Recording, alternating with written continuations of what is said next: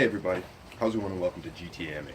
My name is Bushido Robinson, the warrior in the garden, and today I'd like to talk to you about an incredible book that I've read called A Killing Art, The Untold History of Taekwondo, written by an amazing Canadian author by the name of Mr. Alex Gillis, who I'm pleased to say that I've had the opportunity to speak to multiple times, and he's a great guy, Taekwondo practitioner himself and a great writer. But before I get started on that, please subscribe to the channel, hit the notifications, and if you like this video, then please give me a thumbs up and give me a like because it does help.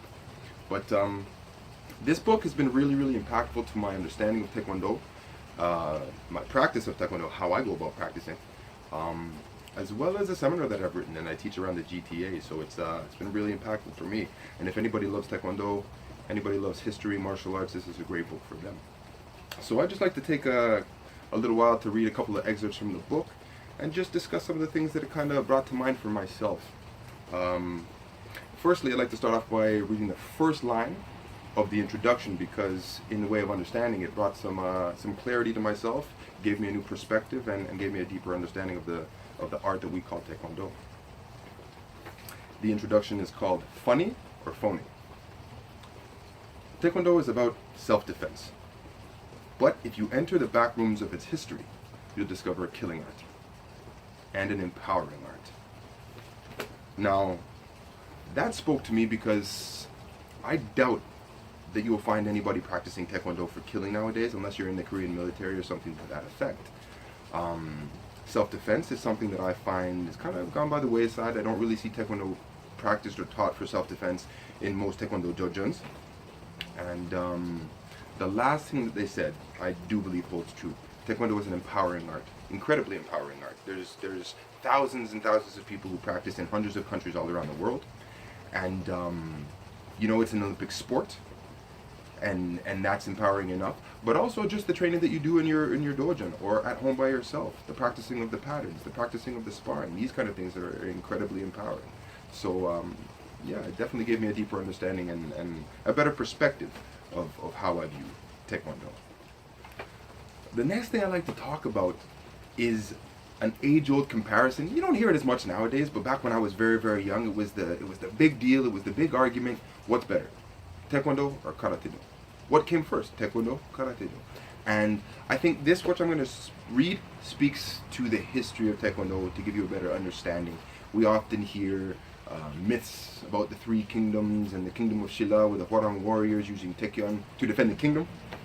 And I just like to read a little bit about General Choi Hong-Hi's history, the founder of Taekwondo.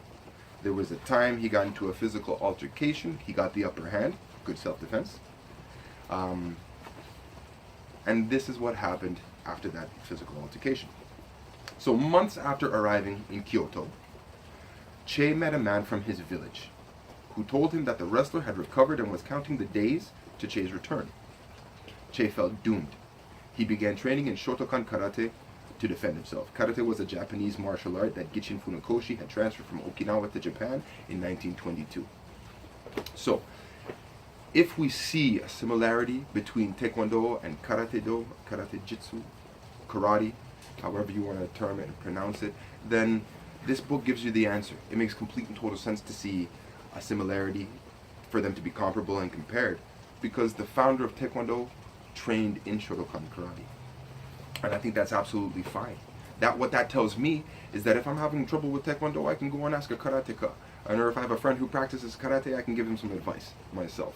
And I think that's really, really cool. It's about the connectivity between martial arts or martial styles as opposed to the separation of them. And I think that's really, really cool. I said before that Taekwondo has become an Olympic sport. Back in the 80s, it became an Olympic sport. It's been practiced all over the world as a sport for a long, long time.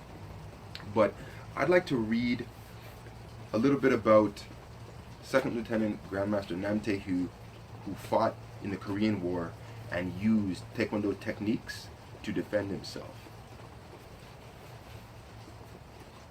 As it got darker, the communists flowed within range. He fired, but the enemy destroyed his machine gun emplacement and shot many of his soldiers.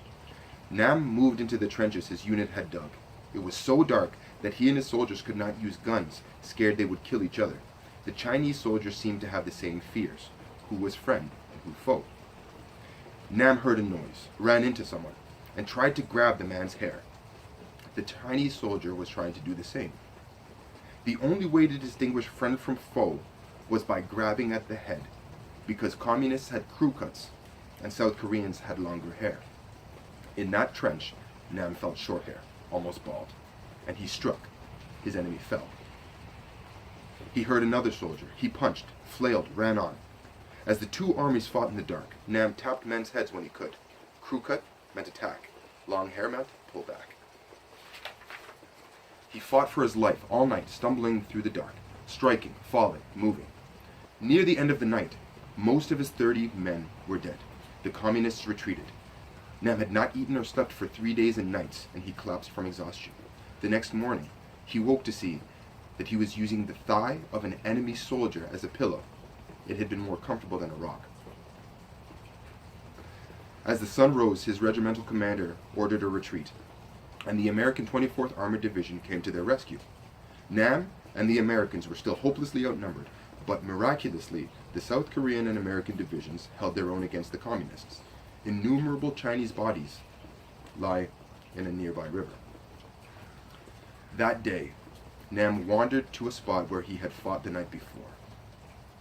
He found many dead bodies and counted more than 24 with no bullet or knife wounds. They were the ones he had hit during the night, the ones with broken faces and bones. Now it's a bit graphic, but I've read that excerpt numerous times. I find it incredibly inspiring, but at no time when I'm reading that do I envision Grandmaster Nam taking a Matsugi Jumbi and bouncing back and forth like he's sparring, nor do I imagine him using reverse turning kicks or flying kicks or anything like that. For me, I imagine him using an L stance to retreat and to gain distance between him and an attack. I see him driving forward with a walking stance to make his attack. Pragmatic. But none of the movements applied to sparring. That gave me a deeper understanding, a better perspective of how Taekwondo is practiced nowadays in comparison to how it's been practiced before. And I think that, many things can be held responsible for the decline of how Taekwondo is practiced. Not necessarily the decline of Taekwondo itself, because I think Taekwondo is on a rise. It's doing very, very well. There's thousands of people practicing every day all over the world. But there was a time when it was practiced a little bit differently. And I think that some of the things that can be responsible for that are things like tournaments and sparring. I think that the advent of advanced techniques can be held responsible, as well as the idea of martial arts as a business. So the last thing I'd like to read from this book, a short excerpt from Grandmaster Won Kok Lee, who practiced Chung Do Kwan, who was the teacher of Chung Do Kwan, and that is the style that Grandmaster Nam Tae learned from Won Kok Lee, Grandmaster Won Kok Lee, and actually my father trained in Chung Do Kwan back in the 70s. And so it's a little bit of my lineage as well.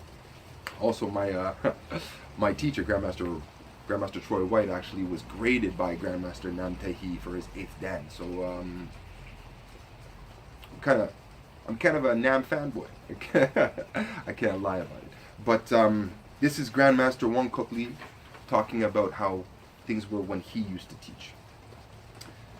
The martial art in those days was basic by today's standard. In the early days, Chung Do, aka Taekwondo, consisted of 10 hand and 8 kicking techniques, all aimed at the vital points of the body, Lee once told a journalist. The hand techniques were punch, spear hand, palm, knife hand, ridge hand, twin finger, single finger, back fist, and tiger fist. The kicking techniques consisted of front, side, round, and back kick, and these were aimed at various levels of the body. Grandmaster Nam Tae is quoted as saying, "The purpose of the attack is to immobilize the opponent. One punch, one kick can do a lot of damage. Broken bones, skin problems. Traditionally speaking, one strike, one kick can kill." And I believe that in karate circles, that is a principle called ikanisetsu. One kick, one strike, when killed. So, this is A Killing Art, The Untold History of Taekwondo. A wonderful book and a great read for anybody who trains in Taekwondo or has an interest in martial arts or history. It's a must read. So that's all the time that we have today. Thank you for watching. I hope that you've enjoyed. And until next time, respect each other, respect yourselves, and train hard.